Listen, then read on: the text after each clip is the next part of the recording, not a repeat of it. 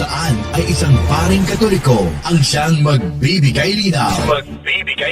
Sa inyong mga katanungan, itanong mo kay Father T.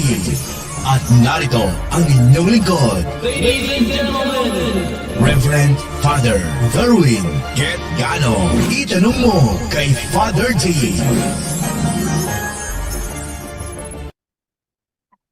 Hello, good evening sa lahat ng mga nakantabay dyan ito sa ating live sa Itanong Mo kay Father D. At start na po tayo sa ating live natin, alas 8:04 na po sa ating opening prayer sa ngalan ng Ama, ng Anak at ng Espiritu Santo. Amen. Halina, Espiritu Santo, punuin mo ang mga puso ng mga nananalig sa iyo at pag-alabin mo sa kanila ang apoy ng iyong banal na pag-ibig. Ipadala mo ang iyong Espiritu at sila'y malilikha, at sa gayoy mapaninibago mo ang mukha ng mundo. Manalangin tayo. O Diyos na sa liwanag ng Espiritu Santo ay tinuruan ng mga puso ng mga mananampalataya, ipagkaloob mo na sa pamamagitan din ng Espiritu Santo ay ibigin namin kung ano ang wasto at makatarungan, at sa tuwinay magalak sa kanyang pagkilos na nakapagdudulot ng ginhawa sa aming loob. Sa pamamagitan ni Kristo na aming Panginoon. Amen. Sa ngalan ng Ama, ng Anak at ng Espiritu Santo.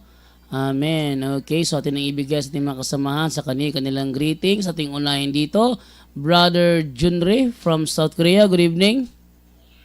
Yes, good evening Brother Jando. Good evening kay Father Darwin sa ating mga kasamahan. At sa lahat din po ng mga kapuntos, sana pong palop kayo ngayon naroon. Good evening po sa lahat. And of course, sa atin pong mga viewers dito sa Kaabag sa Simbahan. Good evening mga Kaabag. Alam na kay Brother John Ray Tabalanza. Good evening. Brother John Ray, thanks for the help. I don't know how do I help you. No, pero you're welcome. Sister Dora Taiko, good evening, watching from Taiwan. At kay Brother Erwin, DLC from Montreal, Canada. At shout out sa kanyang wife na si Sister Elimita. Yan, God bless sa inyo dyan mag-asawa. At kay Binirando Dumates, good PM sa Diyos at sa lahat ng mga kapuntos, especially kay Father Darwin. God bless all watching from Malapatan, Sarangani Province. Shoutout din kay Sister Melissa Morano at kay Brother Jajat Rabena watching from Cainta Rizal. And of course kay Sister Maria Maria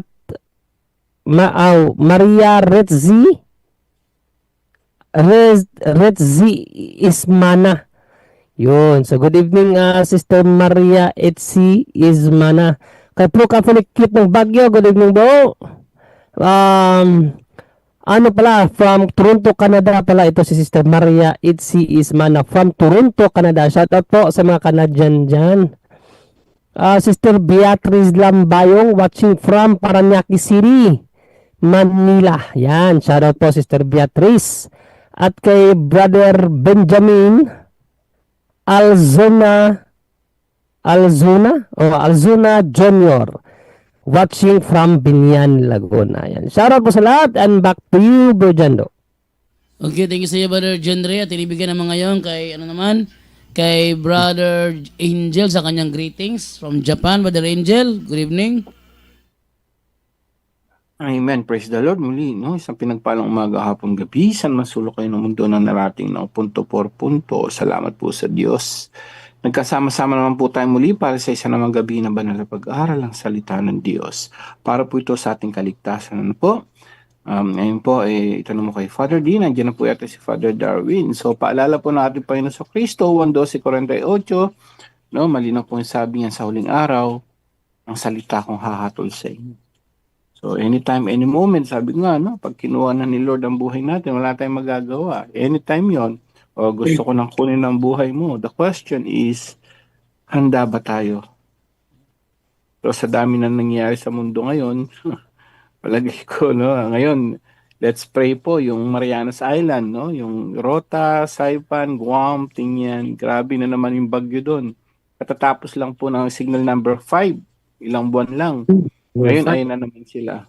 So, grabe na naman ngayon o mamaya ngayon, hinahagupit na sila uli, no?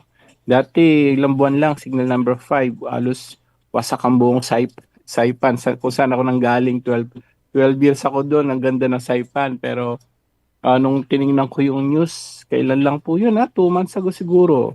Yung Sinlaco, category 5. So, ngayon parang 4 ba uli o 4 o kasalukuyan. Binabayo na naman sila doon.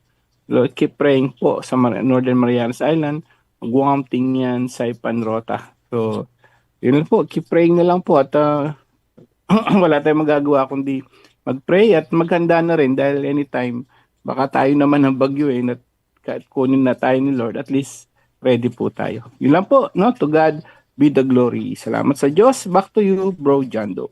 Okay, at ibigyan mo ngayon kay Father Darwin gano'n naman sa kanyang greetings, Father Darwin. Hello mga kapatid. Magandang gabi. Salamat sa Diyos na maaga tayong nakauwi ngayon.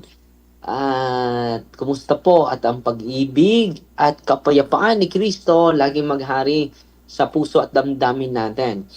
At salamat sa Diyos dahil natapos din yung isang linggo na pagsilbi sa Panginoon, pagbigay sa sarili sa Panginoon at sa kanyang mahal, no, na simbahan ng bayan ng Diyos po.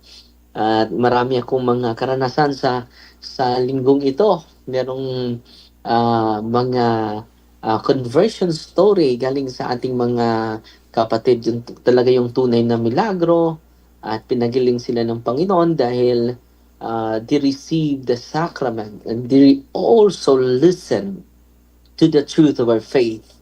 Kanina lang po, dumating po si Nanay Concepcion. Nakalimutan ko sa apelido niya. At ipopost natin yung testimonya niya. No? Kasama yung kapatid niya, galing pa sa ibang bansa. At yung kapatid niya ay laging sumusunod sa ating programa, Brother Jando. Dito sa Punto por Punto YouTube channel, si Nanay Merna. Dinala nila yung kanilang kapatid, Brother Jando, na hindi na makalakad. At yung kanyang sakit, Brother Jando, sa kanyang paa ay namamagana. At walang findings, Brother Jando, kahit 5 doktor na mga eksperto. At grabe na yung intensive na yung laboratory test niya. At nakaubos na sila ng libo-libo po. At itong sakit niya ay 8 years na. So naka-wheelchair siya last Thursday. Pero after sa prayer, Brother Jando, at receiving the sacrament and then listening to the truth of our faith, kanina hindi na nag-wheelchair po. Nakalakad na siya at kahit marami ng gamot ang binibigay sa kanya at naka-receive na siya ng mga antibiotics, wala ding improvement. Pero sa awa ng Diyos ay nakalakad siya kanina. After sa deliverance po, simula sa Huwebes hindi pa siya nakalakad, Bernes naka-wheelchair pa siya, Sabado at Sunday hindi na po siya naka-wheelchair. At yung kanyang paa na grabe yung pamamaga at pamumula sa buong kanyang paa ay dahan-dahan na naging normal, no? Yung mga daliri na, yung portion may dahan-dahan na naging normal. Tuwang-tuwa po yung kanyang kapatid at ako din ay very inspired because Jesus is alive, no? Until this very moment po. Sa kanilang mga testimonya. At meron ding American national si Sean Carter na more than 3 years na hindi mahipo yung likod niya. No? Pero nung linagyan natin ng mga sacramentals, grabe yung init daw. Sabi niya, ang init ng Father, ng cross, no? Ang init ng holy and exorcised water and oil, no? At alam niyo mga kapatid, hindi mahipo for how many years. milyon-milyon na po yung nagasto nila dahil siya po ay police officer po. Nasa awa ng Diyos mga kapatid, grabe. Grabe yung healing na naranasan niya. At yan po, at nakatanggap din siya ng katekisa. So, very inspiring po at marami pang mga storya sa mga from time to time magla-live tayo para marami tayong ma-inspire at i-embrace natin, yayakapin natin yung sakramento po. Because sacrament is Jesus po. So ngayon mga kapatid, hanggang 9:30 lang po ako dahil maaga ako bukas alas 5 dahil merong misa ako na patay. At ito po, connection to Brother Angel, yung ano natin, yung pwede mo ba mapakita Brother Jando? May video akong ipakita eh. Yung Saan kukunin yung video? isesend ko sa iyo. Ito po ay video, actual video po ito sa yaya ng pamangkin ko, 2 years old. Nakuha siya sa CCTV, Brother Jando, 44 years old, no? Bigla lang siyang nahimatay at yun na, tuluyan na namatay. Ipakita ko sa inyo yung video. I-send ko sa iyo, Brother Jando. Yes, para ma-download ko Para kagad. i-download mo pa. Oh, madali So, lang yan. Basta sa Messenger. So, i-send ko muna sa iyo, Brother Jando. Yan, Brother Jando. Okay, wala pa So, akong nare-receive. Na 2 minutes lang, makikita nyo yung buhay natin ay anytime kukunin tayo ng Panginoon. Nagwawalis pa siya, no? 44 years old at bigla lang inatake. Or stroke ba ito? Wala pa akong nare-receive na Wala pa? wala pa. Ang last message ko sa iyo is yung Zoom link. Yan lang nandito. Ina siguro yung internet mga kapatid. Basta sinisend ko na sa kay Brother Jando. Ito lang nangyari. Ulitin natin. GD. Yan, Brother Jando. Nasend na. Okay. Ayun, Kita lumabas na? na. Okay lang. Ah, I-download ko muna nasend saglit. Ipakita natin sa mga kapatid natin na yung buhay natin ay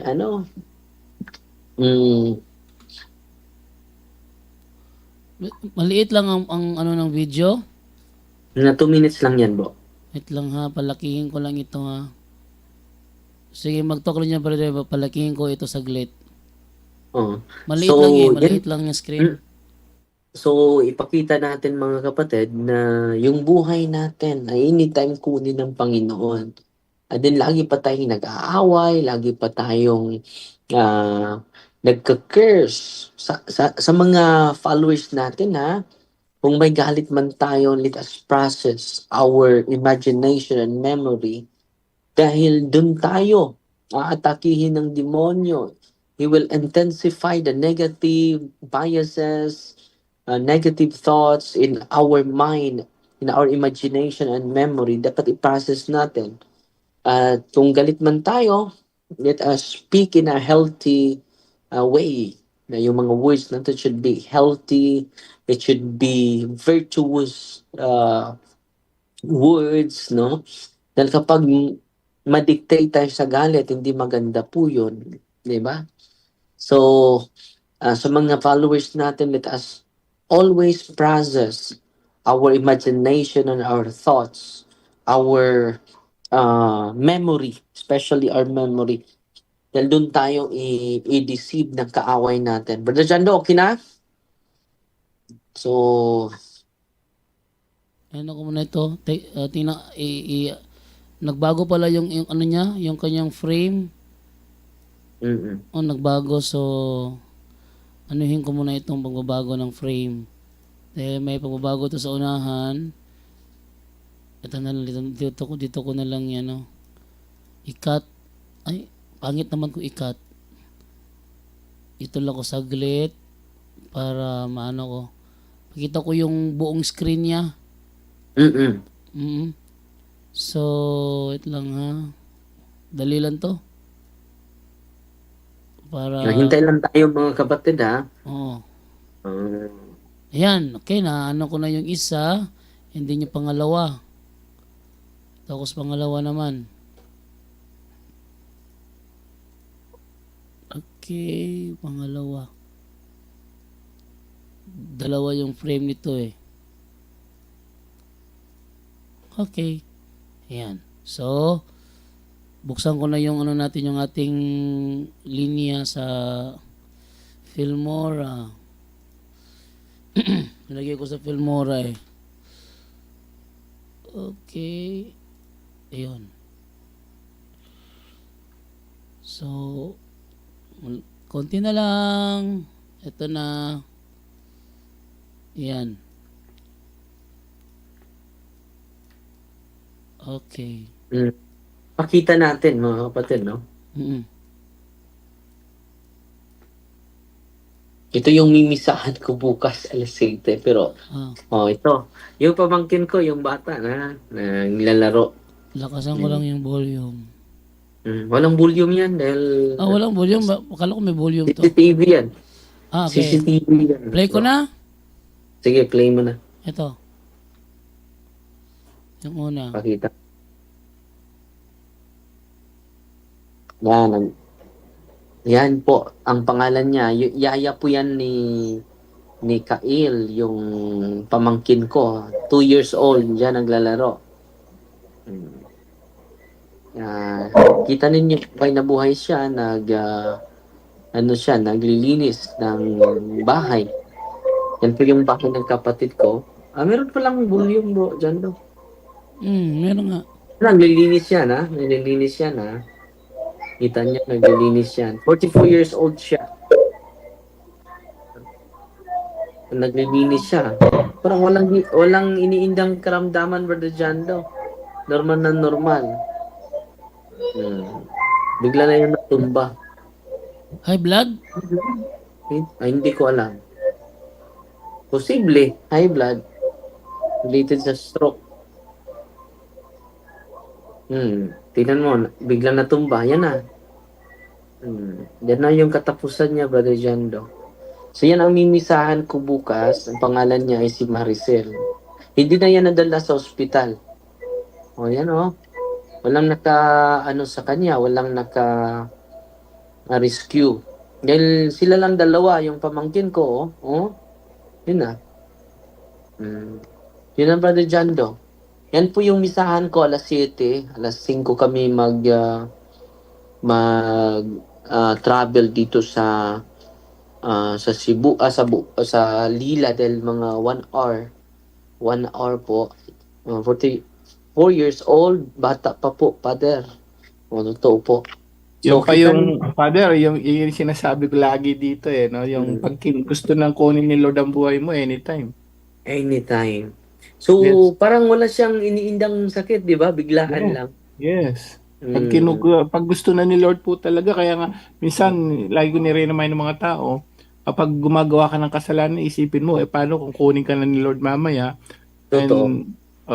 Gawa ka ng kasalanan, and then, yung kasalanan na yun, hindi mo alam hindi mo na-repent, biglang kinuha mamaya ni and kumbaga one missed, you die, sabi nga, So, ibig sabihin, konting pagkakamali ng isang tao at biglang kinuha ni Lord, hindi ka nakapag-confess. Forever mo yun, no? Biglaan, di ba? Biglaan. Sana nakatawag siya ng pangalan ng Panginoon, no?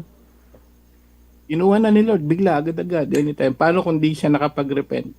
Yun na yun, immediately po kasi Father, di ba? Uhusgang ka kagad Immediately nakalagay sa catechism natin. So, nakatulad na siya. And reminding us talagang anytime we need to be ready and prepared. And then babasahin natin, Brother Jando, ang Sirach City 36, Brother Jando. Sirach City 36. Teka bukas muna ako dito. Brother Jenre, meron ka yung Sirach dyan, Brother Jenre? Okay, i-open ko lang yung ko bro, yung hindi kasi pa ako nag-open ng ng Bible.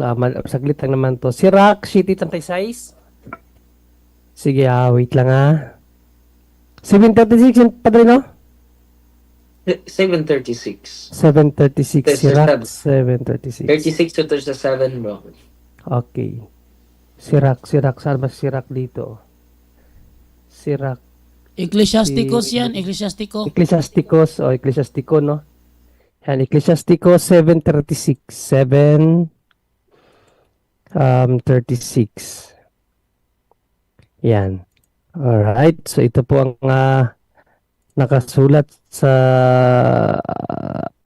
aklat ng Sirach. Ano man ang gawin mo, alalahanin mo ang iyong huling hantungan at hindi ka magkakasala. So, always think na anytime tayo kunin ng Diyos, no, at hindi tayo magkasala. So, yan po yung reminder sa ating lahat na nandito at i-process natin yung mga salita natin at let us ask forgiveness for those people na na-offend natin dahil sa ating mga sinasabi po. So ngayon, tanungan portion na tayo, Brother Jando. Father, may isa pa po, magandang 7.4 ng mga ngaral din. Napakagandang reminder for us po. Maganda yung binigay niyo po. Pero isa din po, Bro Junry, 7.4 ng mga ngaral. Mga ngaral, City, 4, bro. mga ngaral. Ito kasi yung Ecclesiastes yan, di ba? Ecclesiastes ang mga ngaral? Ecclesiastes, so. Ecclesiastes. Ayan, mga ngaral, pwede na yun, bro. Ayan. Sabi dyan, mangmang ang isang taong nag-iisip ng kasayahan. Ngunit matalino ang isang taong naghahanda para sa kanyang kamatayan. Yan po. Yan po, Father. Anong talata yun? Ang ganda yun. 7.4 ng mga ngaral. Noong ko pa yun, nung charismatic. Ecclesiastes yan, Padre, Ecclesiastes. Sa ibang- Ecclesiastes 7:4. Ulitin natin, Brother John Ray. Mangmang ang isang taong nag-iisip ng kasayahan. Ngunit matalino ang isang taong naghahanda para sa kanyang kamatayan. Ecclesiastes pala yung mga ngaral. 7:4. So, maganda. Salamat, Brother Angel. So, tanungan portion na tayo, mga kapatid. Okay, tunang tanong from Pro Catholic Youth ng Baguio. Saan po verse sa Bible yung power ng Pope to excommunicate or mag-lift ng excommunication? Yun po bang nasa John 20:21-23? Thank you po. So, ang talata sa authority ng Santo Papa dahil siya po yung successor of Peter. So dahil siya yung successor of Peter, yung kapangyarihan na natanggap ni Peter ay yun din ang natanggap niya. Nandyan po yan sa Mateo chapter 16 verse 19, Brother Jando. Ibibigay ko sa iyo ang mga susi ng kaharian ng langit.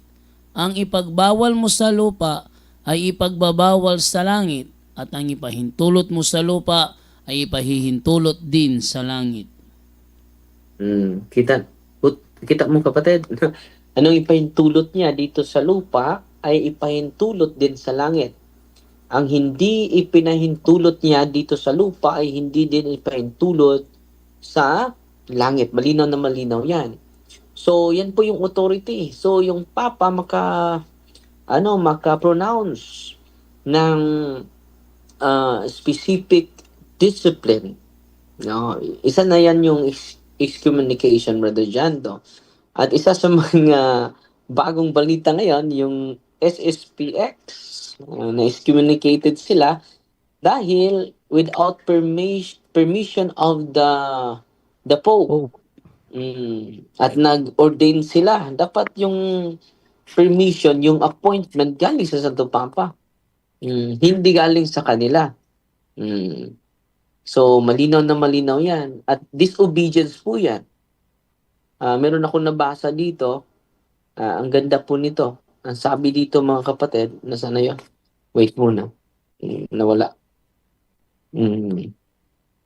Ang ganda ng sabi ni Father ah, Cardinal Victor Manuel Fernandez, Prefect Dicastery for the Doctrine of the Faith. Ang kanyang sagot sa mga SSPX dahil meron daw silang magandang intention.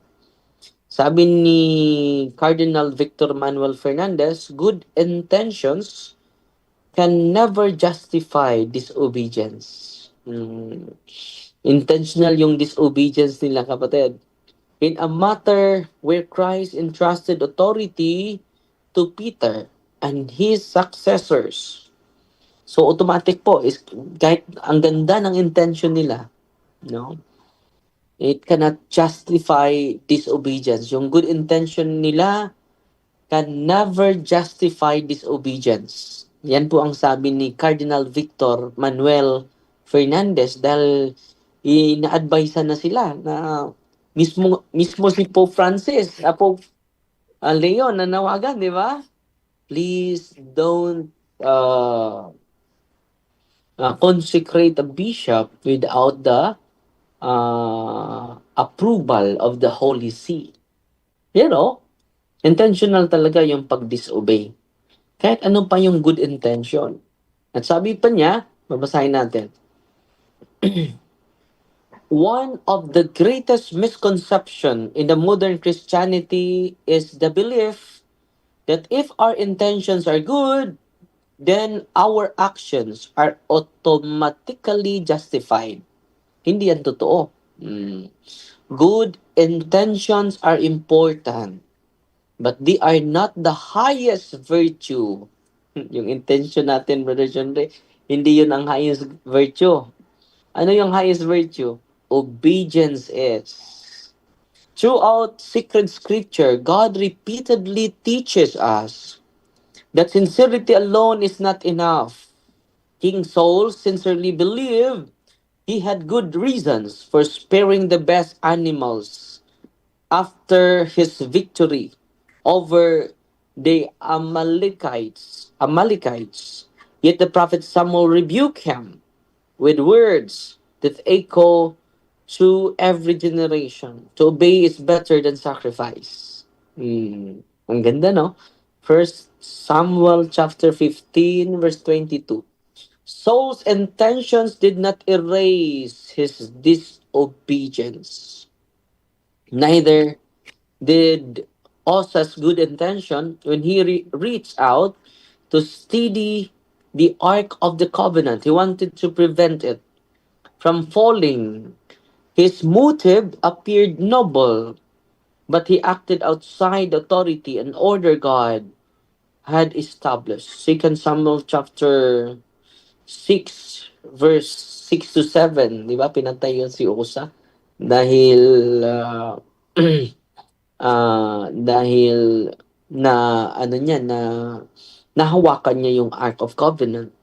So even Saint Peter, out of love for Christ, tried to prevent Jesus from going to the cross, di ba? His intention was born of affection and loyalty. Yet Jesus answered him with one of the strongest rebukes recorded in the scripture. Get out, get behind me, Satan. Matthew chapter 16, verse 23. Why? Because even love must submit to God's will. This principle did not disappear after Christ's resurrection. Our Lord did not establish an invisible collection of sincere believers. Hindi siya nag-establish, Brother John, doon ng invisible. Hindi makikita. Each deciding for himself how best to serve Him.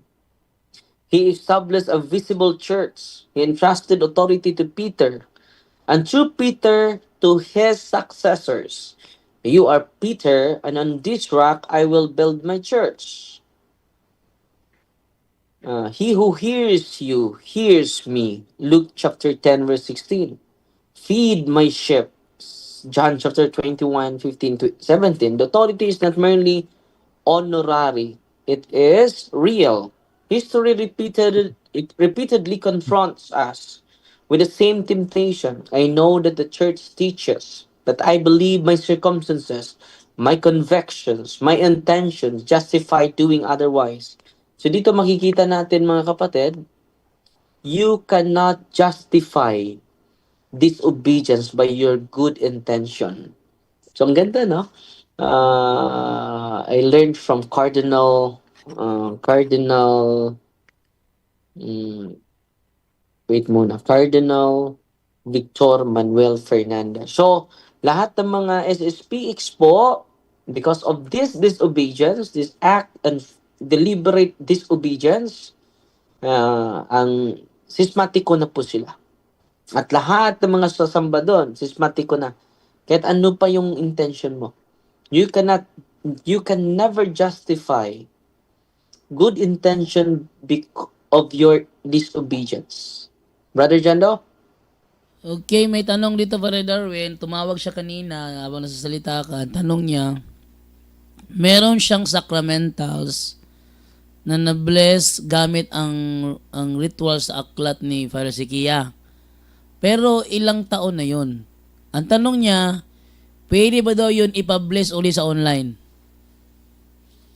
So, yung sacramentals niya. Hmm. Pero, ang sa blessing nito, bro, blessed and made holy the sacramentals and made this blessing remain for all time. Amen. So, malinaw dito sa Brother Jando, the blessing will remain for all time. So, yung blessing niya ay nandyan pa rin. Unless, yung sacramentals natin ay mabali, na na yan, dapat ipa-restore muna bago ipa-bless muli. Pero kung hindi, wala pang hindi na-destroy, Brother Jando, nanatili pa yung blessing, holy and exercise blessing, Brother Jando. Okay, may text dito. Galing kay sa number 645 ang last. Ang sabi niya dito is, good evening, Father Darwin. Sana po masagot nyo tanong ko from Melbert Notarte po ito. From Baybay City, Leyte. Sa Matthew 23 verse 9. And do not call anyone on earth Father, for you have one Father, and He is in heaven. Pero bakit po Father po ang tawag natin sa mga pari? O, yan. So, marami na tayong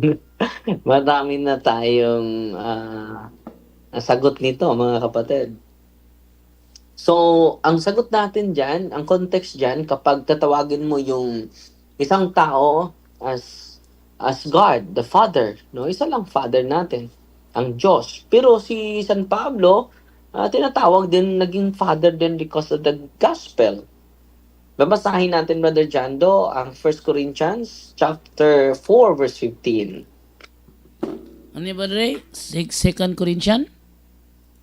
1 Corinthians chapter 4, verse 15. Okay, unang Korinto 4:15, sabi ganito, kahit magkaroon pa kayo ng napakaraming tagapagturo sa pamumuhay Kristiyano, iisa lamang ang inyong Ama, sapagkat kayo'y naging mga anak ko sa pananampalataya kay Kristo Jesus sa pamamagitan ng magandang balitang ipinangaral ko sa inyo.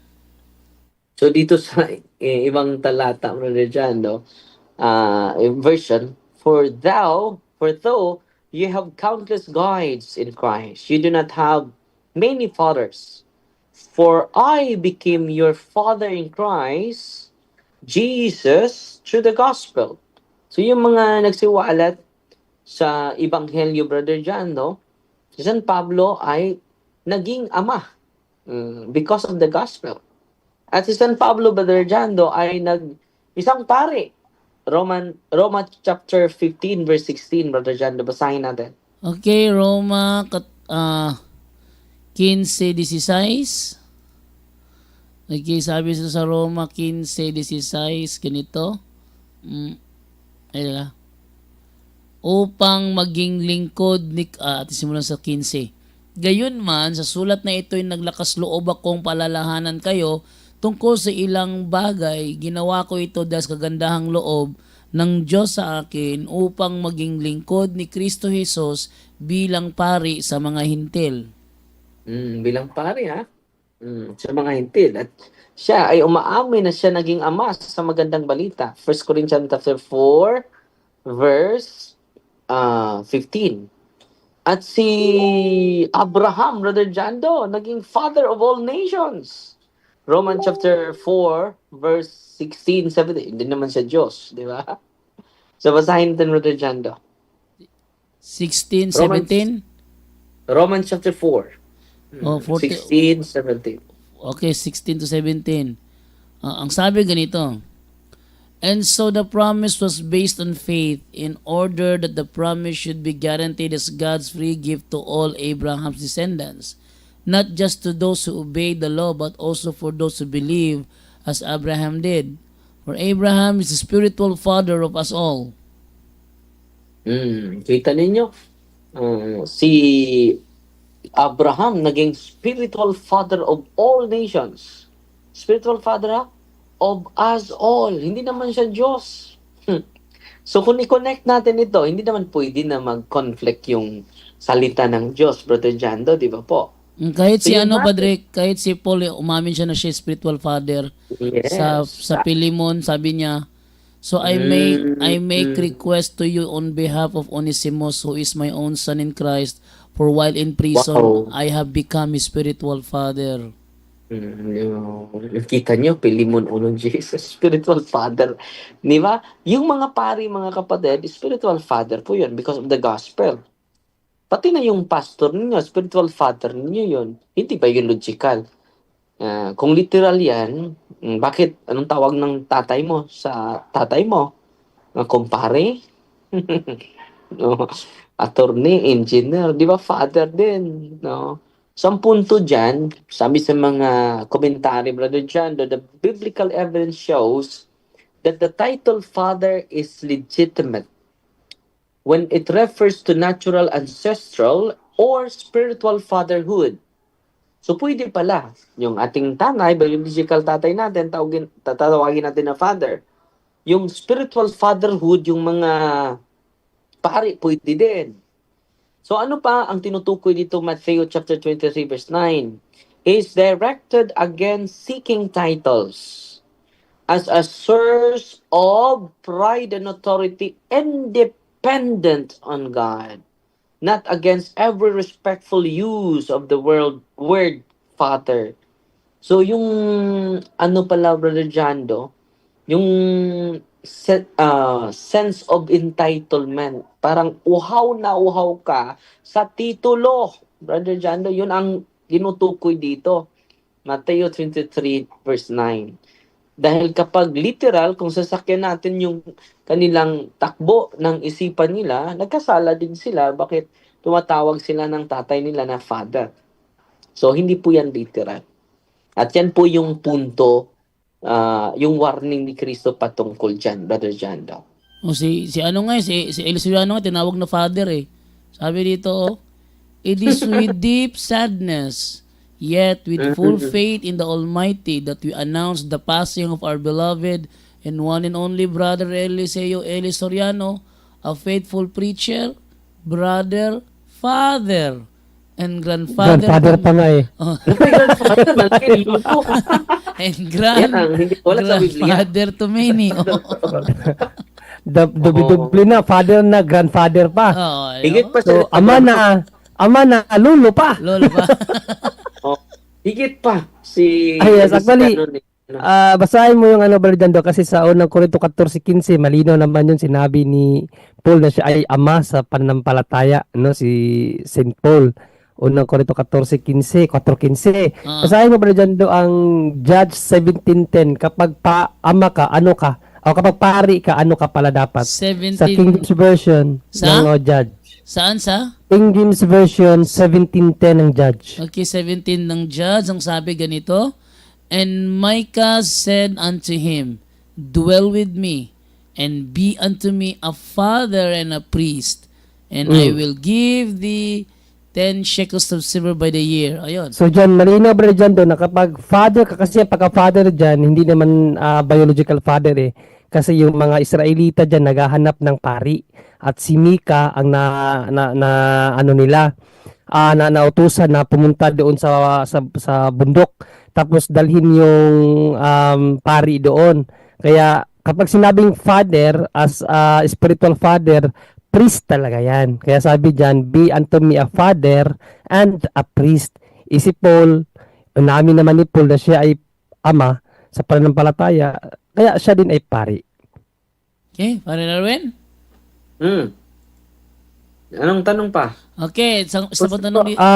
Father, may tanong dito kung may sacramental blessings ka Yes, ba daw meron. ngayon, Father? Meron. Ayan. Okay, Mga next. 9:30 po. 9:30. Mga Next. 9:15 lang. 9:15. Next ano naman ito is from Sha. Dito naman ba dyan do? Ito muna ba dyan sige, do? sige, sige. Kay Benjamina.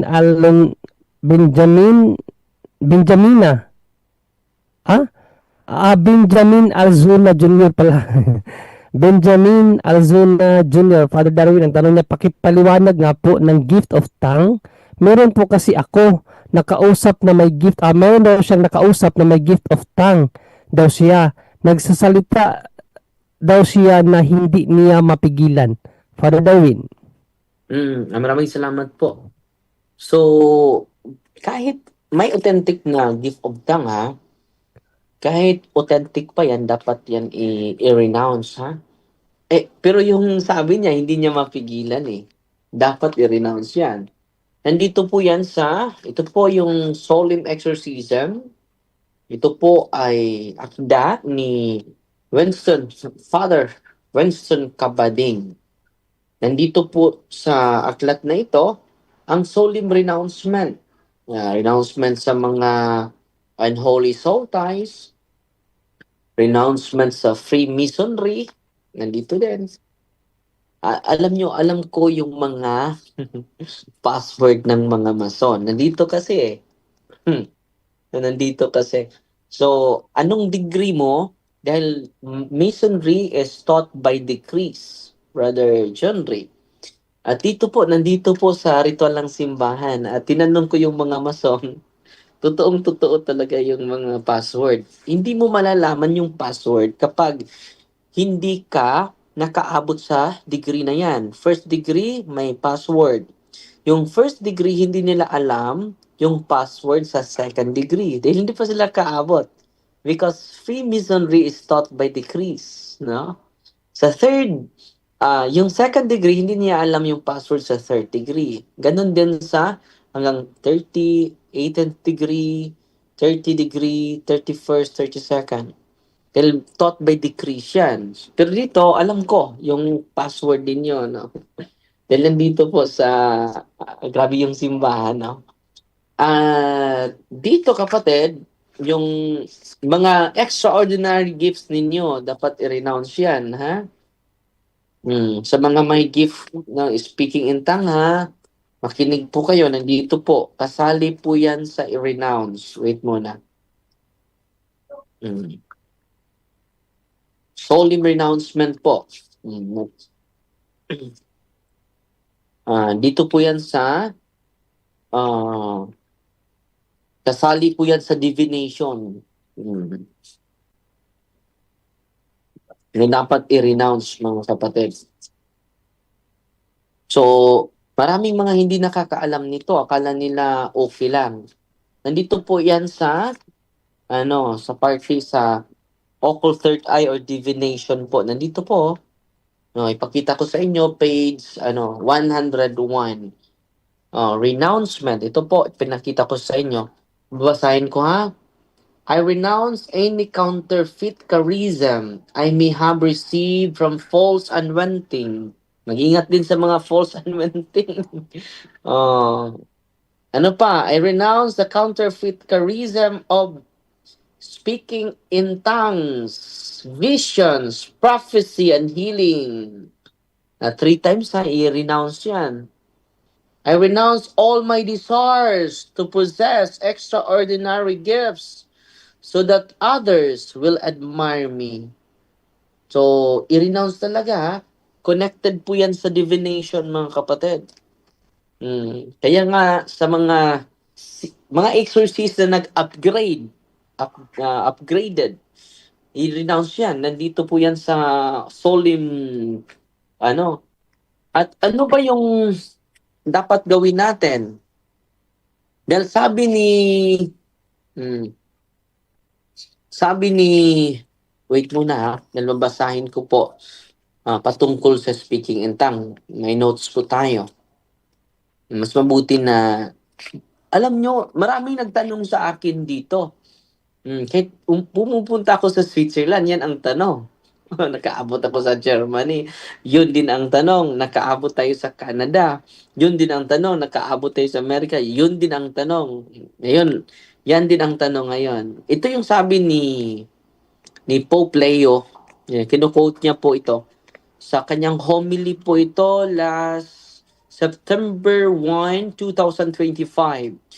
During the Holy Mass for the opening of the General Chapter of the Order of St. Augustine at the Basilica of San Agostino in Campo Marzio, Rome, offers a profound reflection on the role of the Holy Spirit in guiding the Church and its members. Ito po yung sabi niya, meditating on Pentecost.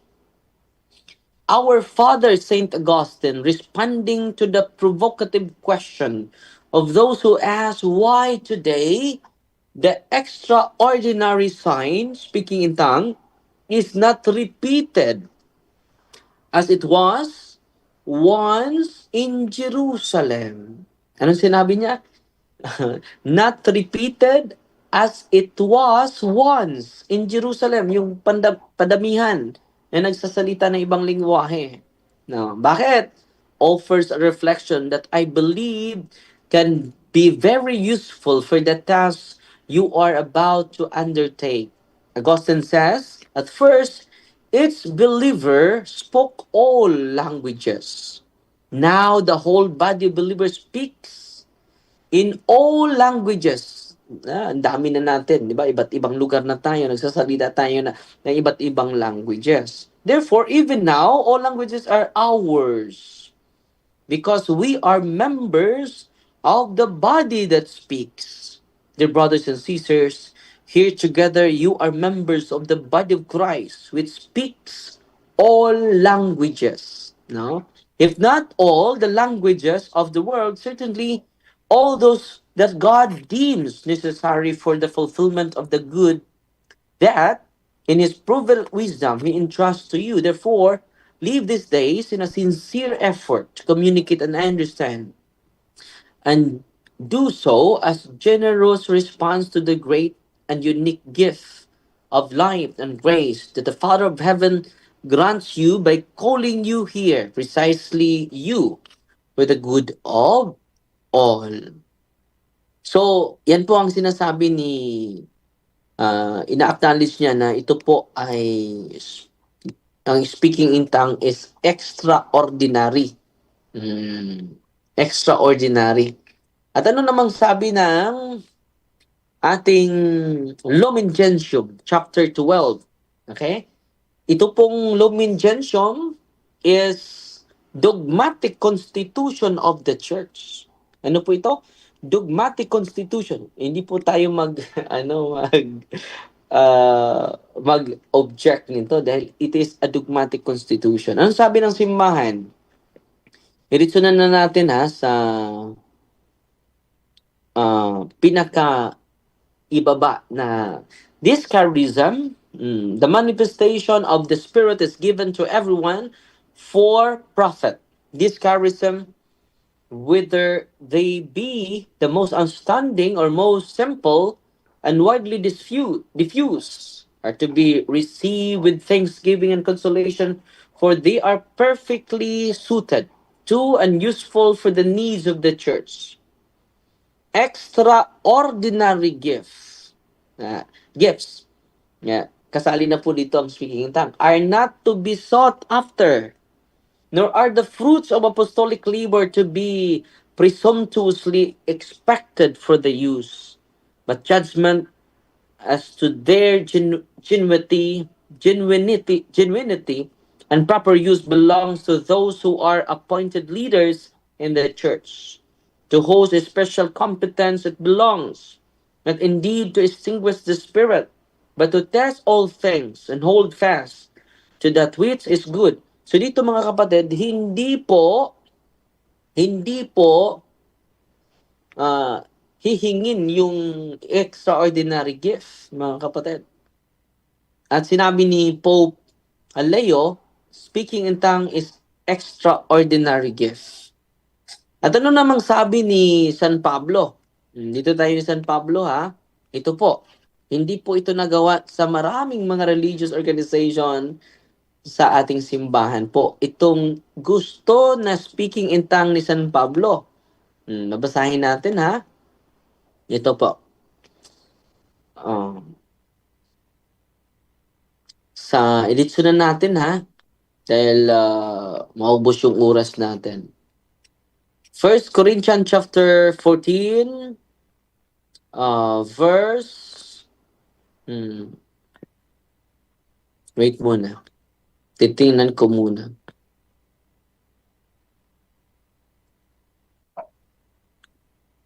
27 to 29 yata yan, Padre. 27. Tingnan natin.